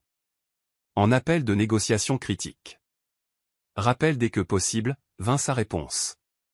Quelques heures plus tard cette nuit-là, seule dans la maison de sa tante après une autre journée d'hôpital éreintante, Stella découvrit quelque chose qui changea tout. Elle était enceinte de jumeaux. Les tests à domicile montrèrent deux lignes claires, confirmant ce que sa formation médicale avait déjà soupçonné, la fatigue qu'elle avait attribuée au stress, la sensibilité aux odeurs, la période manquée qu'elle avait été trop occupée pour remarquer. Une échographie d'urgence, organisée par l'intermédiaire d'une amie de l'école de médecine, révéla non pas un, mais deux petits battements de cœur. La révélation la laissa chancelante. Leur relation, bien que profondément engagée, n'avait jamais explicitement discuté des enfants. Maintenant confrontée à la plus grande nouvelle de sa vie, alors que sa tante gisait gravement malade et que sa carrière faisait face à des défis sans précédent, Stella se sentait isolée et incertaine. Lorsqu'elle réussit finalement à joindre Elliot le lendemain, il était distrait, gérant une crise majeure de produits. La fusion de Pékin s'était effondrée de manière spectaculaire, emportant des millions en valorisation avec elle. Des concurrents tournaient déjà en rond et le conseil d'administration était en session d'urgence. « Puis-je te rappeler dans une heure ?» demanda Elliot, le bruit ambiant noyant presque sa voix. « Le serveur de Londres est en panne et nous perdons des millions à la minute. »« Non, ça ne peut pas attendre », insista Stella, sa main reposant inconsciemment sur son ventre encore plat. « J'ai quelque chose d'important à te dire. »« J'écoute, » dit Elliot. Mais elle pouvait entendre des voix en arrière-plan, des gens réclamant son attention. « Je suis enceinte, » dit-elle, le cœur battant la chamade, de jumeaux. La ligne se tut pendant ce qui lui sembla une éternité. Stella n'entendit rien d'autre que son propre rythme cardiaque. Avait-il raccroché? Était-il toujours là? Elliot? Je suis là, répondit-il finalement, sa voix tendue et distante. Es-tu? Es-tu certaine? Oui, je l'ai confirmé hier. C'est inattendu. Plus de bruit de fond, des voix urgentes l'appelant. Stella, je dois gérer cette urgence. Pouvons-nous parler ce soir, vraiment parler, sans distraction? Quelque chose dans sa réponse hésitante déclencha toutes les insécurités de Stella. Était-ce de la peur dans sa voix? De la réticence? L'avait-elle si complètement mal interprété? Était-il comme tous les autres qui mettaient la carrière avant la relation lorsque des défis survenaient? Bien sûr, dit-elle sèchement. Ce soir. Quand le soir arriva, l'épuisement et la peur submergèrent son esprit rationnel. L'état de sa tante s'était aggravé, l'hôpital la rappelant d'urgence. Stella laissa à Elliot un bref message, « Je ne peux pas parler ». Urgence médicale avec tante Béatrice et éteignit son téléphone pour se concentrer sur sa crise familiale. Pendant des heures, elle resta assise dans la salle d'attente de chirurgie, l'esprit tourbillonnant entre l'inquiétude pour sa tante et l'incertitude quant à son avenir. La grossesse compliquait tout, sa trajectoire de carrière, son indépendance, sa relation avec un homme qui avait passé 3 décennies à éviter l'engagement. Elliot accueillerait-il la paternité ou la verrait-il comme le piège ultime? Sa recherche souffrirait-elle alors qu'elle jonglerait avec la maternité et les poursuites scientifiques? Au matin, avec sa tante stabilisée mais toujours dans un état critique, Stella ralluma son téléphone pour trouver de multiples appels manqués et messages d'Elliot. Le dernier disait, « Je comprends que tu aies besoin de temps. Je serai là quand tu seras prête à parler, quoi que tu décides. » Elliot, recevant le message abrupt de Stella après avoir passé des heures à traiter la nouvelle qui changeait la vie et à réorganiser ses priorités, avait mal interprété sa brièveté comme un rejet. La nouvelle de la grossesse l'avait-elle fait reconsidérer leur relation entièrement? S'éloignait-elle? Ses insécurités dormantes pendant leur bonheur, mais jamais complètement guéries refirent surface avec une force dévastatrice. Chaque instinct commercial lui disait de prendre un avion pour Chicago immédiatement, mais il respectait trop l'indépendance de Stella pour s'imposer. Si elle avait besoin d'espace, il lui en donnerait. Au lieu de cela, il envoya ce qu'il croyait être un message de soutien, ayant l'intention de communiquer qu'il accepterait sa décision concernant la grossesse, qu'il la soutiendrait indépendamment de ce qu'elle choisirait. Stella, lisant cela des heures plus tard après que sa tante fut stabilisée, ne vit que la confirmation de ses pires craintes. Quoi que tu décides semblait placer le fardeau de la grossesse entièrement sur ses épaules, offrant un soutien conditionnel plutôt qu'un partenariat. Dans son état émotionnel épuisé, les mots criaient abandon plutôt que respect. Le cœur brisé, elle prit la décision la plus difficile de sa vie. Elle ne reviendrait à Apex que le temps d'obtenir un poste de recherche ailleurs, préservant son intégrité professionnelle sans l'ombre d'Elliot. Elle élèverait leurs enfants indépendamment, leur donnant le foyer stable et aimant qu'elle s'était battue si fort pour créer pour elle-même. Pour 2 personnes qui avaient trouvé une connexion si profonde, leur incapacité à combler ce dernier fossé de confiance et de communication menaçait de détruire tout ce qu'ils avaient construit. Le timide millionnaire se retira dans l'isolement protecteur. La brillante docteure s'arma d'indépendance, tous deux croyant qu'ils protégeaient leur cœur tout en les brisant sans le savoir. Chapitre 9, traverser l'orage. 3 mois passèrent sans contact direct. Stella, montrant légèrement sa grossesse, avait accepté un poste prestigieux au Northwestern University Medical Center à Chicago, près de sa tante en convalescence. Elle soumit sa démission à Apex par l'intermédiaire des RH, évitant complètement Elliot. Sa lettre était professionnellement détachée, citant des circonstances personnelles nécessitant une relocalisation, sans mention de leur relation ni de son état. Quand Elliot reçut sa démission, il essaya d'appeler immédiatement. L'appel alla directement à la messagerie vocale. Ces messages, emails et même une lettre manuscrite ne reçurent aucune réponse. Après une semaine de silence, la fierté et la douleur l'empêchèrent de nouvelles tentatives. Si Stella avait décidé qu'il n'avait pas sa place dans sa vie ou celle de leurs enfants, il respecterait sa décision, peu importe à quel point cela le dévastait. Elliot, dévasté par ce qu'il percevait comme le rejet de Stella, se retira une fois de plus dans l'isolement. Les employés d'Apex observèrent avec consternation leur dirigeant revenir à son ancien moi distant, seulement plus froid et plus motivé qu'auparavant. L'homme qui avait brièvement émergé de sa coquille, qui avait ri occasionnellement et parfois quitté le bureau avant minuit, disparut aussi complètement que s'il n'avait jamais existé. C'est pire qu'avant qu'il ne la rencontre, confia Miles à l'équipe de l'opération Love Boss, maintenant dissoute, se rencontrant secrètement dans la salle de pause du 8e étage. Au moins à l'époque, il était juste réservé. Maintenant, il est brisé. Que s'est-il passé entre eux, se demanda Nora. Ils étaient parfaits ensemble. Miles secoua la tête. Il ne veut pas en parler. A viré un cadre qui a mentionné son nom. Quoi qu'il se soit passé à Chicago, ça l'a détruit. Rachel, toujours en contact avec Stella par des canaux professionnels, partagea le peu qu'elle savait. Elle a établi un nouveau département de recherche à Northwestern, poursuivant le même travail mais avec un financement différent. Elle ne discute pas du tout d'Elliott. Et elle est enceinte, ajouta Theo, ayant remarqué les changements dans l'apparence de Stella lors de leur dernière vidéoconférence. Elle n'en parle pas non plus, mais ça devient évident. Quand Elliott découvrit que Stella avait quitté Apex sans lui parler, il supposa le pire, qu'elle ne voulait aucune partie de lui dans sa vie ou celle de leurs enfants. La fierté et la douleur l'empêchèrent de la contacter directement, craignant un autre rejet. Il ne pouvait le supporter.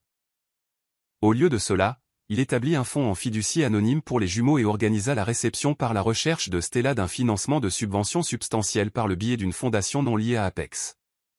Il pourvoirait à leurs besoins de loin, respectant ce qu'il croyait être son choix. Stella, pendant ce temps, reconstruisait sa vie professionnelle tout en se préparant à la maternité. Sa tante se rétablissait lentement, offrant à la fois de la compagnie et un rappel de la fragilité de la connexion. Elle se jeta à corps perdu dans l'établissement de son nouveau programme de recherche, travaillant de longues heures malgré sa grossesse, comme si la réalisation professionnelle pouvait combler le vide laissé par l'absence d'Elliott. Tard le soir, seul dans le lit qu'ils avaient partagé lors de ses quelques visites à Chicago, Stella attrapait parfois son téléphone, le numéro d'Elliott toujours en numérotation abrégée. Elle n'appuya jamais sur le bouton.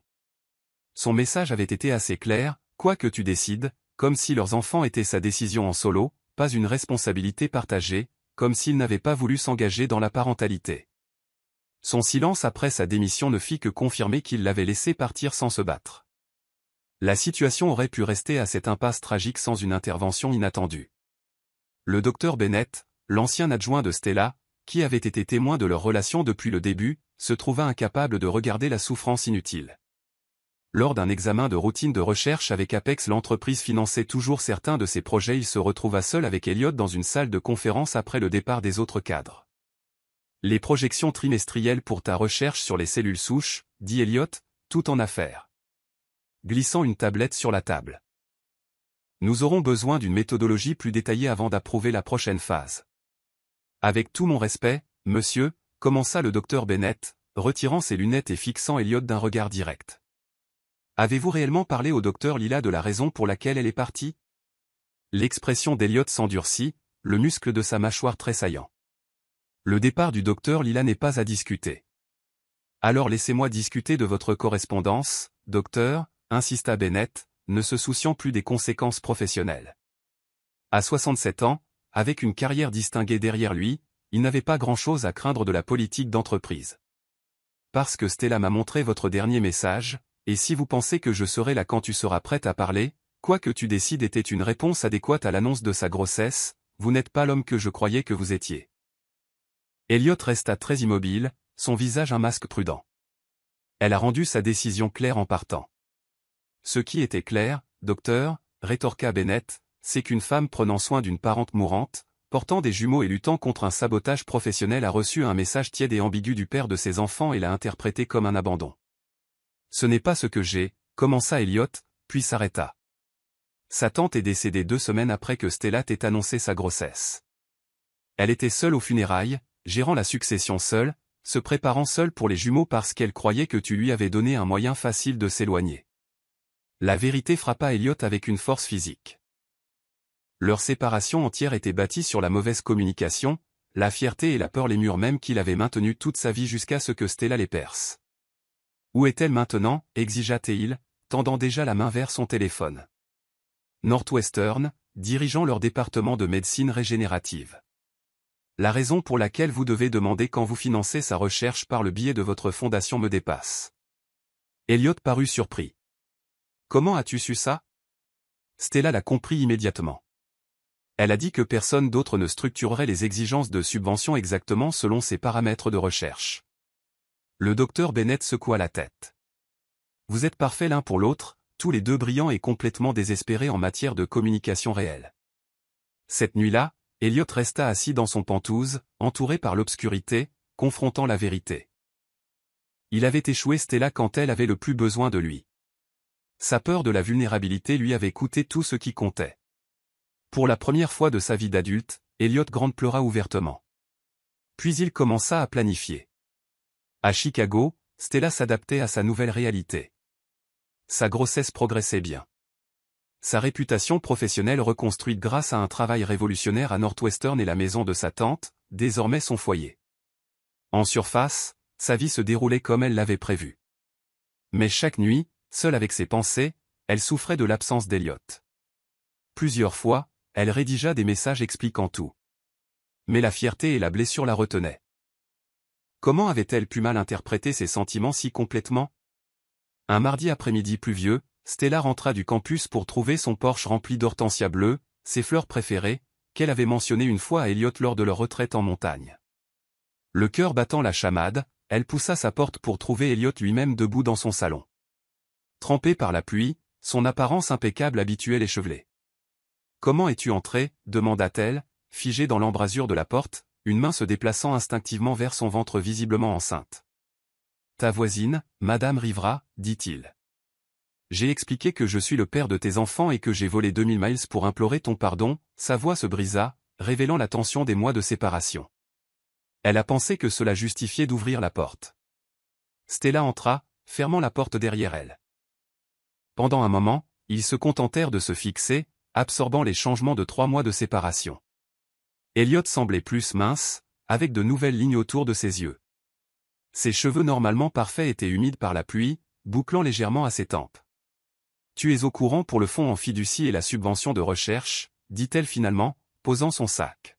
« Je n'essaie pas d'acheter ma place dans leur vie » dit-il rapidement, faisant un demi-pas vers elle avant de s'arrêter point.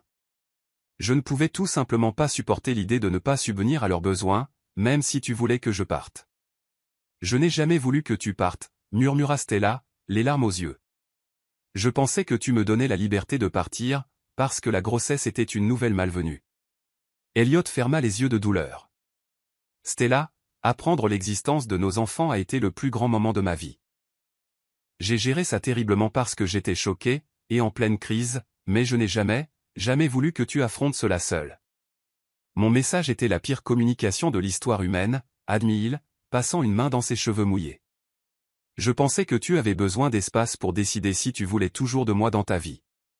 Je respectais ton indépendance, tout en essayant de te dire que j'accepterais quel que soit le rôle que tu m'autoriserais. Stella laissa échapper un son entre le rire et le sanglot.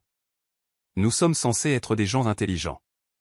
L'intelligence et la sagesse sont différentes, dit Elliot, faisant un pas hésitant vers elle. J'ai passé ma vie à construire des murs pour me protéger. Quand cela importait le plus, je n'ai pas pu les abattre assez vite. Stella posa ses mains sur son ventre arrondi. Il donnait des coups de pied maintenant, de petits combattants vigoureux. Les yeux d'Elliot se remplirent d'émerveillement. Puis-je?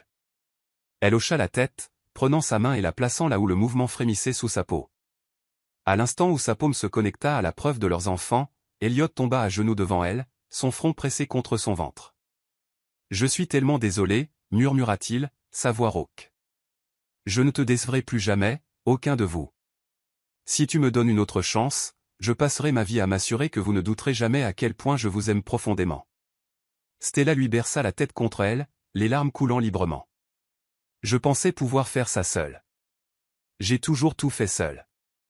Mais je ne veux pas, Elliot. Je veux que nous soyons une famille. » Il leva les yeux vers elle, les yeux brillants. « J'ai la bague que j'ai achetée 2 mois avant ton départ. Je l'ai portée tous les jours depuis, en espérant ce moment. » Alors qu'Elliot sortait la bague de sa poche, une émeraude éblouissante entourée de diamants, et demandait à Stella d'être sa femme, tous deux comprirent enfin que la vraie force n'était pas dans l'indépendance ou le contrôle, mais dans le courage d'être vulnérables ensemble. « Oui » murmura Stella alors qu'il glissait la bague à son doigt. « 1000 fois oui. » Leur baiser était un retour au foyer, une promesse, un nouveau départ. Le millionnaire timide et le brillant médecin avaient failli tout perdre à cause de la peur et de la mauvaise communication. Maintenant, avec la tempête derrière eux et la clarté devant eux, ils embrassaient un avenir qu'aucun n'avait osé imaginer possible.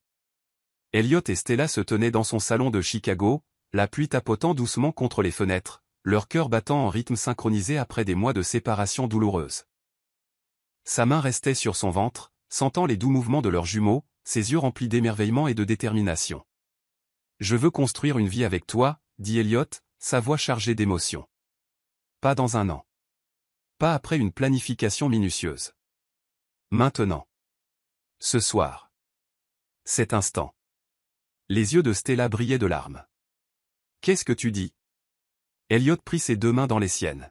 « Je dis que je ne veux plus perdre une minute. L'entreprise, l'argent, la réputation, rien de tout cela n'a d'importance sans toi. J'ai laissé la peur me contrôler pendant 30 ans. Je ne la laisserai pas voler un jour de plus. » Il s'agenouilla, sortant une boîte de velours de sa poche. À l'intérieur reposait une bague en émeraude entourée de diamants qui captaient la lumière de la lampe et la transformaient en feu dansant. La pierre verte était profonde et claire, rappelant la forêt où ils avaient reconnu pour la première fois leurs sentiments lors de la retraite à la montagne.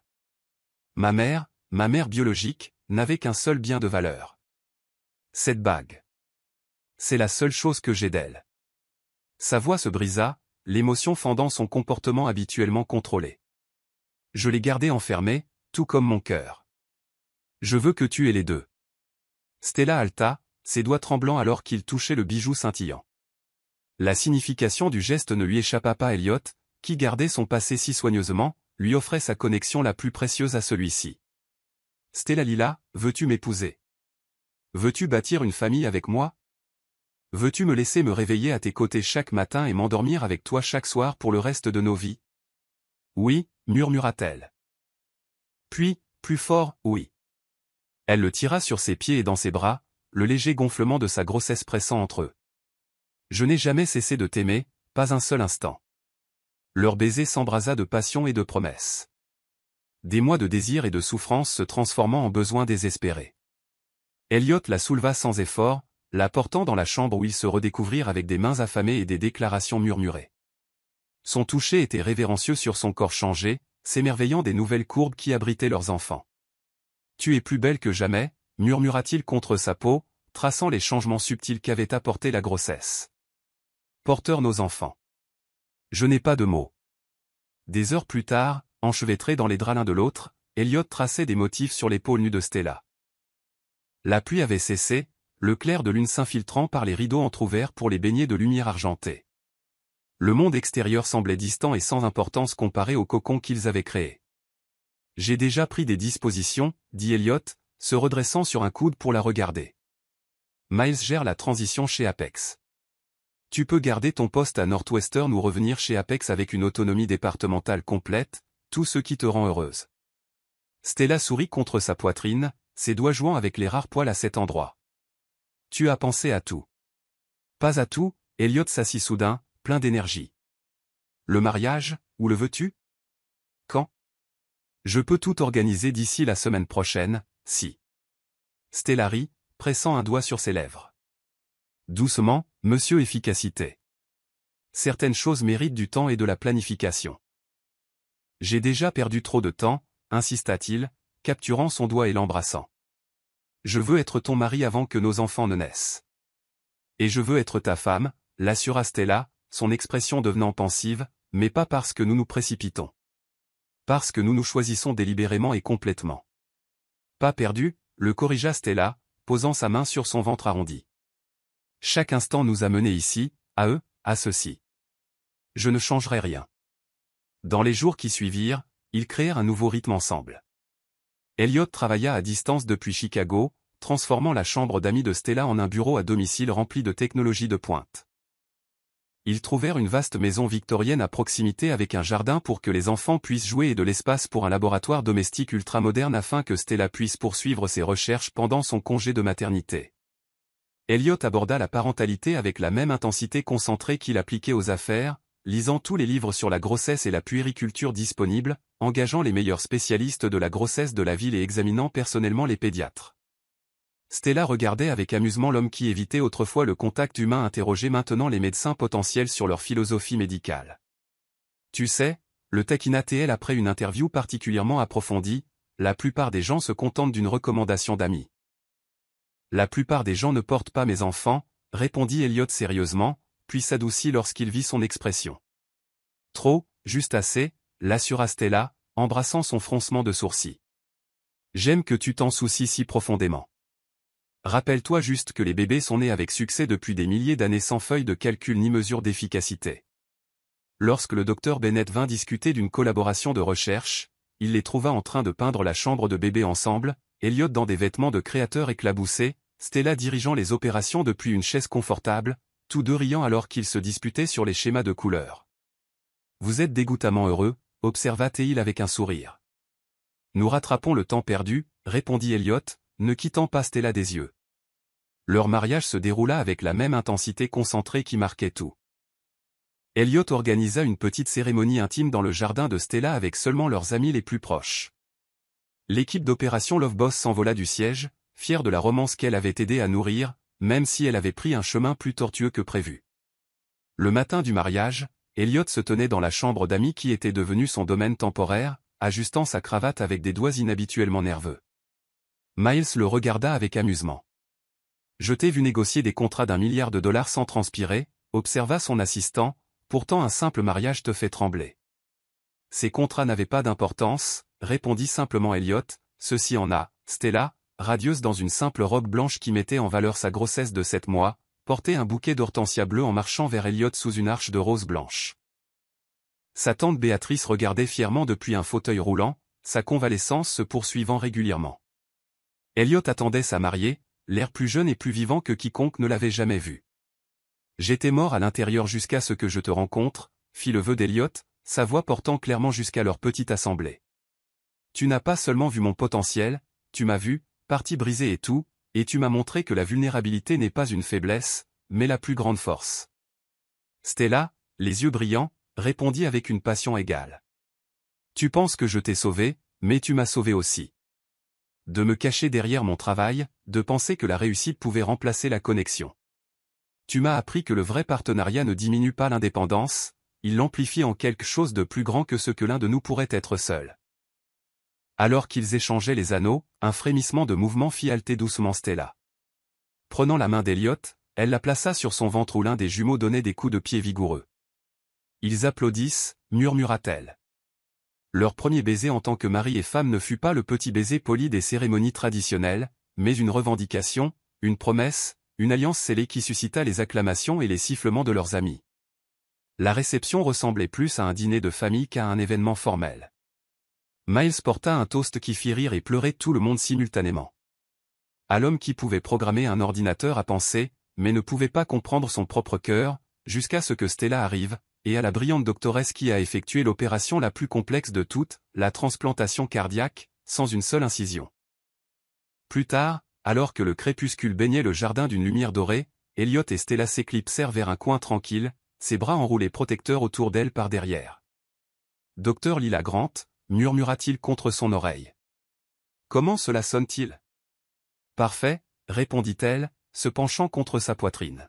« Bien que mes publications de recherche pourraient devenir confuses. Utilise le nom que tu veux, professionnellement. Je n'ai pas épousé tes diplômes. » Stella se tourna dans ses bras, étudiant son visage avec une tendre intensité. « Tu sais ce qui m'étonne ? À quelle vitesse tout a changé. Il y a 6 semaines, je pensais t'avoir perdu pour toujours. Maintenant, nous sommes mariés, sur le point d'avoir des jumeaux, et de commencer une toute nouvelle vie. Quand tu sais, dit simplement Elliot. J'ai perdu 30 ans à avoir peur. Je ne perdrai plus une minute. Un coup de pied sec de l'un des jumeaux fit grincer et rire Stella simultanément. Je pense qu'il s'impatiente de se joindre à la fête. Elliot s'agenouilla devant elle, pressant ses lèvres contre son ventre arrondi. Pas encore, petit. Ta maman et moi avons une lune de miel à savourer d'abord. Stella passa ses doigts dans ses cheveux. Une lune de miel ? Quand as-tu organisé ça ? J'ai une cabane sur un lac privé à environ 1 heure d'ici. Juste nous, l'eau et le silence absolu. Il se releva, lui encadrant le visage de ses mains. Une semaine de bonheur de jeunes mariés non perturbés, avant que ces deux-là n'arrivent et que le sommeil ne devienne un lointain souvenir. Cette nuit-là, dans le luxe rustique de la cabane au bord du lac, Elliot et Stella se tenaient sur la terrasse, surplombant l'eau éclairée par la lune. L'air estival portait le parfum du pain et de la possibilité alors qu'ils sirotaient du cidre pétillant dans des flûtes à champagne. Au nouveau départ, dit Elliot, entrechoquant son verre avec le sien. Et aux secondes chances, ajouta Stella, sa main libre reposant sur son ventre, et aux troisième et quatrième chances aussi. Elliot posa son verre, l'attirant dans ses bras. Je n'arrête pas de penser que je vais me réveiller et que tout cela n'était qu'un rêve, que je suis de retour dans mon pantouse vide, seul. Pas un rêve, l'assura Stella, guidant sa main là où l'un des jumeaux donnait des coups de pied énergiques. Très réel, et sur le point de devenir encore plus réel, dans environ 6 semaines. J'ai hâte, la voix d'Elliot contenait de l'émerveillement plutôt que de la peur. Je n'avais jamais imaginé que je serais père. Maintenant, je ne peux pas imaginer ne pas l'être. Tu seras incroyable, dit Stella avec une certitude absolue. Tu as plus d'amour en toi que n'importe qui j'ai jamais rencontré. Tu avais juste besoin de la permission de le montrer. Leur amour cette nuit-là fut tendre, s'accommodant de sa grossesse avancée, tout en ne manquant d'aucune de la passion qui avait éclaté entre eux depuis le début. Elliot vénérait chaque centimètre de son corps changé, son toucher révérencieux et possessif à la fois. Après, Stella dormit paisiblement dans ses bras, tandis qu'Elliot restait éveillé, la regardant, toujours incapable de croire que sa vie avait été transformée si complètement. Le millionnaire timide qui ne pouvait autrefois pas regarder une femme dans les yeux tenait maintenant son monde entier dans ses bras, sa brillante femme et leurs enfants à naître. « Je ne te laisserai jamais douter à quel point je t'aime, murmura-t-il à sa forme endormie, pas un seul jour.